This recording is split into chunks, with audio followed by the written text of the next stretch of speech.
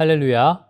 7월 22일 수요일 새벽 기도에 나오신 여러분들을 주님의 이름으로 환영합니다. 먼저 우리의 신앙을 함께 고백하며 예배의 자리로 나아가겠습니다. 나는 전능하신 아버지 하나님 천지의 창조주를 믿습니다. 나는 그의 유일하신 아들 우리 주 예수 그리스도를 믿습니다.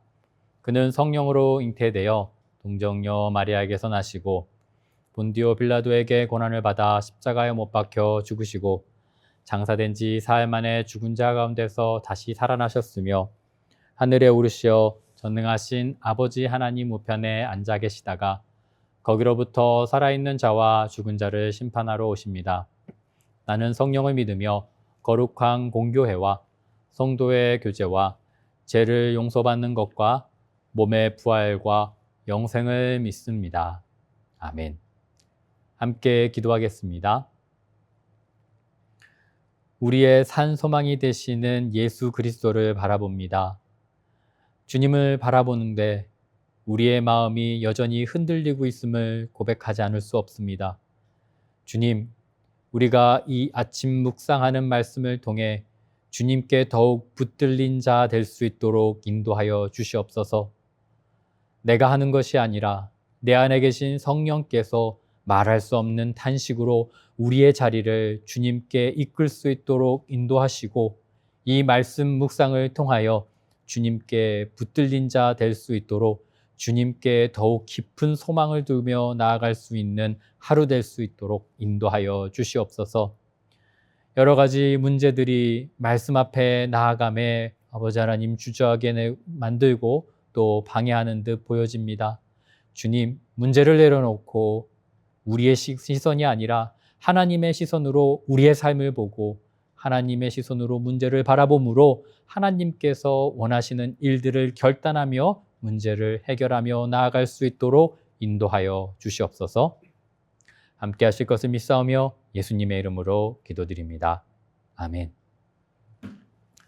오늘 우리에게 주시는 하나님의 말씀은 에스겔 28장 20절에서 26절까지의 말씀입니다. 제가 하나님의 말씀을 봉독하겠습니다. 여호와의 말씀이 또 내게 임하여 이르시되 인자야, 너는 얼굴을 시돈으로 향하고 그에게 예언하라. 너는 이르기를 주 여호와께서 이같이 말씀하시되 시돈아, 내가 너를 대적하나니 내 가운데에서 내 영광이 나타나리라 하셨다 하라. 내가 그 가운데에서 심판을 행하여 내 거룩함을 나타낼 때에 무리가 나를 여호와인 줄을 알지라. 내가 그에게 전염병을 보내며 그의 거리에 피가 흐르게 하리니 사방에서 오는 칼에 상한 자가 그 가운데에 엎드려질 것인즉 무리가 나를 여호와인 줄을 알겠고 이스라엘 족속에게는 그 사방에서 그들을 멸시하는 자 중에 찌르는 가시와 아프게 하는 가시가 다시는 없으리니 내가 주 여호와인 줄을 그들이 알리라. 주 여호와께서 이같이 말씀하셨느니라. 내가 여러 민족 가운데에 흩어져 있는 이스라엘 족속을 모으고 그들로 말미암아 여러 나라의 눈앞에서 내가 거룩함을 나타낼 때에 그들이 고국 땅 곧 내 종 야곱에게 준 땅에 거주할지라. 그들이 그 가운데 평안히 살면서 집을 건축하며 포도원을 만들고 그들의 사방에서 멸시하던 모든 자를 내가 심판할 때에 그들이 평안히 살며 내가 그 하나님 여호와인 줄을 그들이 알리라. 아멘. 이것은 하나님의 말씀입니다. 오늘 우리가 함께 나눌 에스겔 28장 20절에서 26절까지의 말씀에 시돈에 대한 하나님의 심판과 그 심판 이후에 이스라엘 자손들에게 주어질 회복, 그 약속을 함께 보여주고 있습니다. 얼핏 보면 시돈이라는 한 나라에 대한 심판의 말씀처럼만 국한돼 보여지지만 이 말씀을 깊이 들여다보면 하나님께서 교만한 나라를 어떻게 낮추시는지, 그리고 동시에 하나님의 백성을 어떻게 회복하시는지를 보여주고 계십니다. 하나님께서는 에스겔에게 말씀하셨습니다. 너는 얼굴을 시돈으로 향하고 그에게 예언하라. 시돈은 두로와 함께 해상 무역을 그리고 그를 통해서 번성했던 도시였습니다. 경제적으로 풍요로웠고 문화적으로도 영향력이 있던, 주변 나라들에게 적지 않은 힘을 행사하던 그런 나라였습니다. 그러나 그 번영 속에서 하나님을 두려워하지 않는 교만이 싹트게 되었죠. 사람들은 자신들의 힘과 지혜를 의지했고 하나님 없이 충분히 살아갈 수 있다라고 생각했을 것입니다. 하나님께서는 바로 그 시돈을 향해 말씀하시는 것입니다. 내가 내 가운데에서 영광을 나타내리라. 여기서 우리는 중요한 것을 보게 됩니다. 하나님께서는 때로 구원과 회복을 통해 영광을 받으시지만 때때로 심판을 통해서도 하나님의 영광을 나타내십니다. 하나님을 인정하지 않는 교만한 나라와 사람들, 그 가운데에 하나님께서는 결국 자신이 여호와이심을 드러내십니다. 사람이 만든 아무리 강한 성이라 할지라도 많은 재물, 시스템, 여러 가지가 모두 다 흔들리지 않는 것처럼 보여진다 할지라도 하나님께서 흔드시면, 심판하시면 모든 것이 무너질 수밖에 없다라는 것을 말씀하고 계시는 것입니다. 본문에서 하나님께서 시돈을 심판하실 때 두 가지 방식으로 말씀하셨습니다. 하나는 전염병이고 다른 하나는 사방에서 오는 칼입니다. 23절을 보면 하나님께서 이렇게 말씀하십니다. 내가 그에게 전염병을 보내며 그의 거리에 피가 흐르게 하리니 사방에서 오는 칼에 상한 자가 그 가운데에 엎드려질 것인즉 그들이 나를 여호와인 줄 알겠고. 이것은 단순히 한 나라가 전쟁에서 패배했다는 정도의 이야기가 아니죠. 하나님께서 한 나라의 안과 밖을 동시에 흔드시는 장면을 묘사하고 있는 것입니다.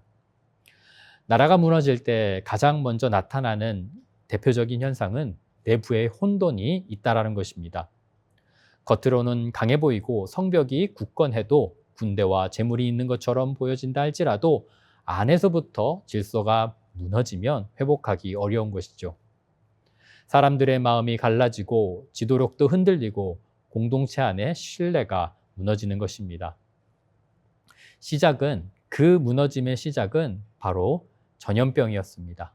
그리고 그 다음에 사방에서 오는 칼이었죠. 내부가 흔들리고 외부의 공격이 더해지므로 큰 어려움, 심판을 받게 되는 모습인 것입니다. 하나님께서 시돈을 향해 전염병과 칼을 함께 말씀하시면서 안으로는 전염병처럼 통제할 수 없는 혼돈 속에 밀어넣으시고 밖으로는 사방의 칼이 외부로부터 몰려오는 것을 말씀하시는 것입니다. 내부가 흔들리고 외부의 공격 앞에서 버틸 나라가 없듯 하나님께서 가장 먼저 말씀하셨던 전염병에 대해서 좀 더 생각해 보려 합니다.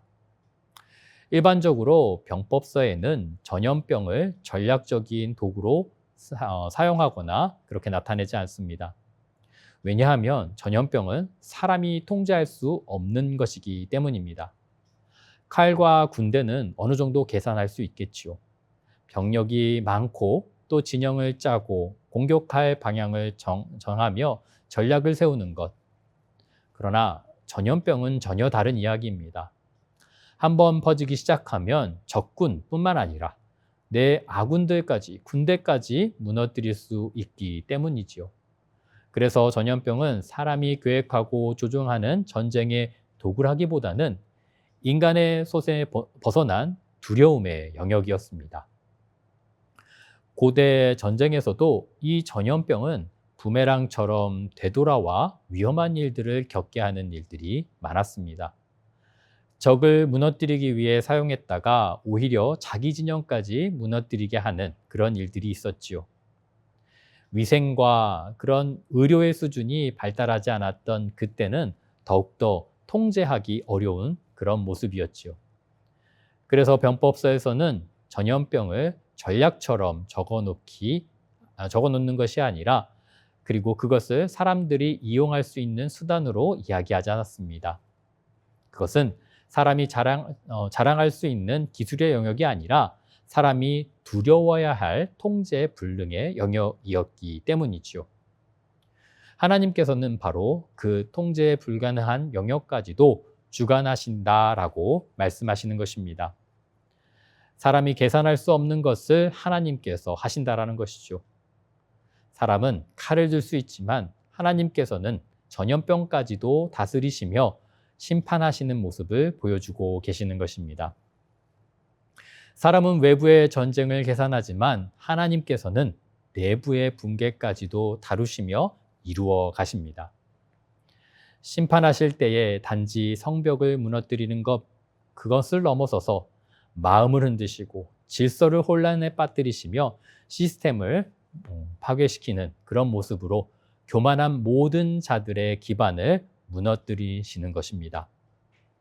교만은 바깥에서만 무너지는 것이 아니라 안으로부터 무너짐을 경험하게 합니다. 하나님을 떠난 교만한 삶은 처음에 견고해 보일 수 있을 것입니다. 자신감도 있고 능력도 있고 무엇이든 할 수 있을 것처럼 보여질 것입니다. 그러나 하나님 없는 자신감은 시간이 지나면 결국 혼돈에 빠지게 되어 있습니다. 하나님 없는 능력은 결국 분열을 낳게 되고 하나님 없는 번역은 결국 스스로를 지키지 못하는 불안으로 나아가게 만든 것입니다. 그래서 하나님께서는 언제든 교만한 자의 내부를 꺾으시고 심판을 더하셔서 넘어지게 하신다, 무너뜨린다라는 사건들을 성경에서 보게 하시는 것이죠. 혼돈과 분열을 일으키게 하시고 안팎의 여러 가지 상황들을 통하여 하나님께서 주장하시는 심판이 분명히 이루어지고 있음을 나타내고 계시는 것입니다. 내가 세운 시스템이 하나님을 대신할 수 없듯이 하나님께서 우리의 모든 것을 심판하실 그때 모든 사람들은 고백하게 될 것입니다. 그들이 나를 여호와인 줄을 알겠고 라고 그 말씀을 통해서 많은 이들이 하나님을 분명히 인식할 수 있도록 만드시는 것이죠.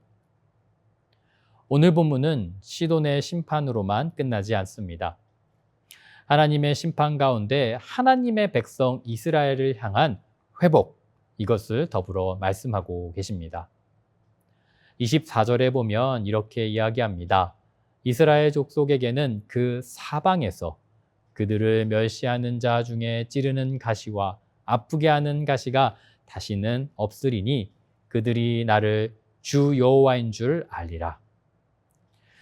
하나님께서는 시돈을 비롯한 주변 나라들이 심판을 받겠지만 이스라엘은 더 이상 찌르는 가시, 아픔의 가시, 이것에서 아픔을 당하지 않고 회복될 것을 말씀하고 계시는 것입니다.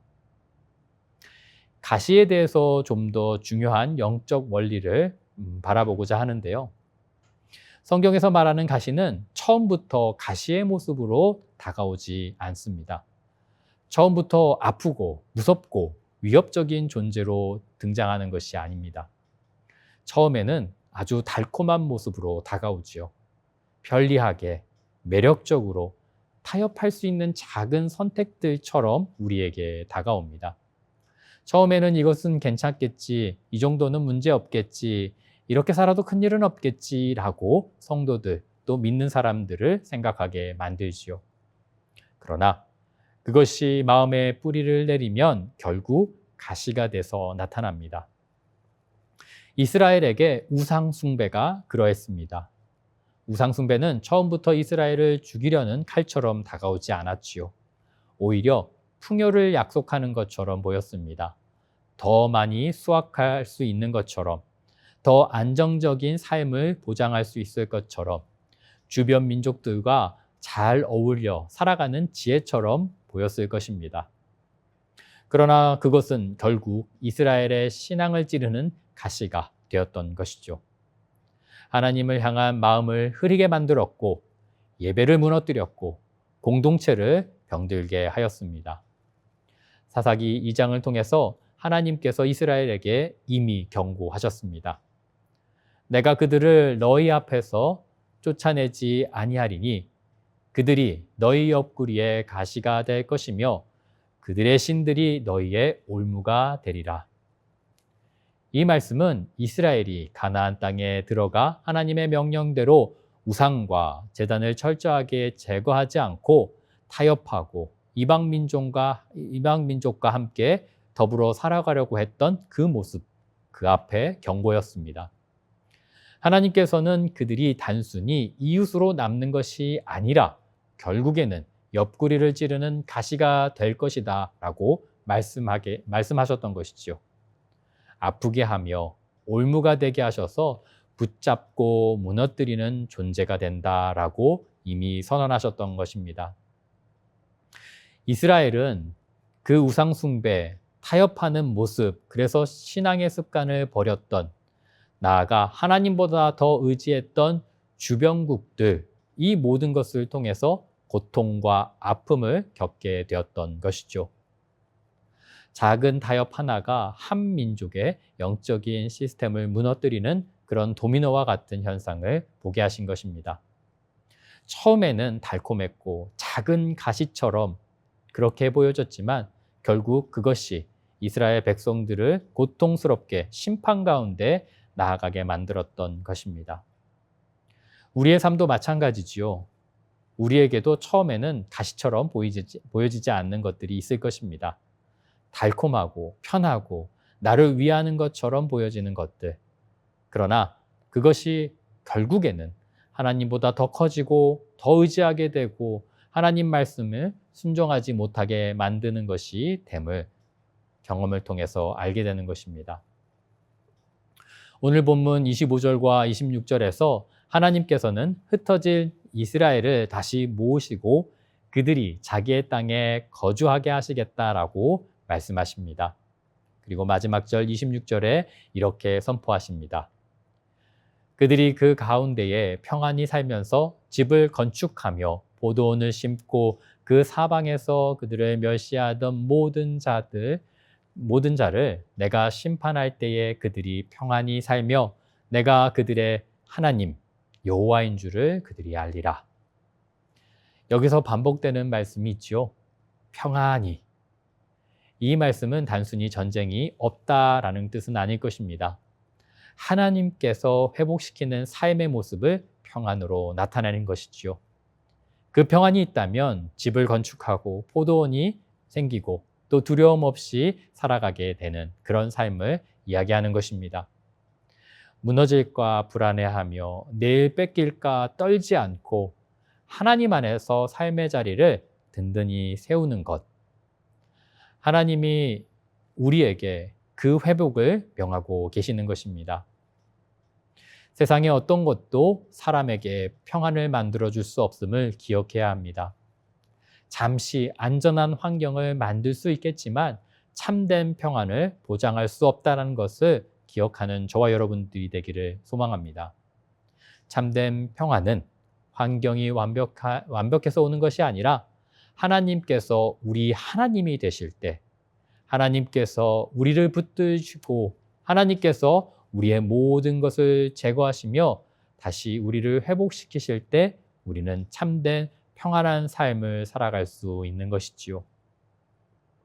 사랑하는 성도 여러분, 하나님께서는 시돈의 심판과 교만을 낮추시고 이스라엘의 회복을 통해 다시금 하나님의 백성을 평안으로 이끄시는 진정한 구원자이심을 말씀해 주셨습니다. 하나님께서는 무너뜨리기만 하는 분이 아니라 심판을 선포하는 분이 아니라 무너진 것을 다시 회복시키시는 분이십니다. 심판의 목적은 결국 하나님을 알게 하는 것이고 회복의 목적도 다시금 하나님께서 구원자 되시며 그 하나님을 알게 하시는 것입니다. 이 일을 이루시는 분이 여호와 하나님이심을 기억하는 저와 여러분들이 되기를 소원합니다.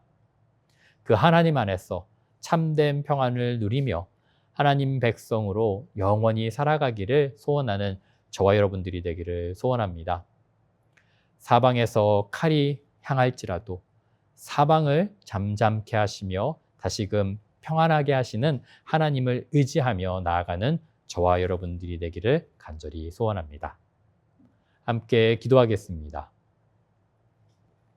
살아계신 하나님 아버지, 우리의 교만을 다시금 바라봅니다.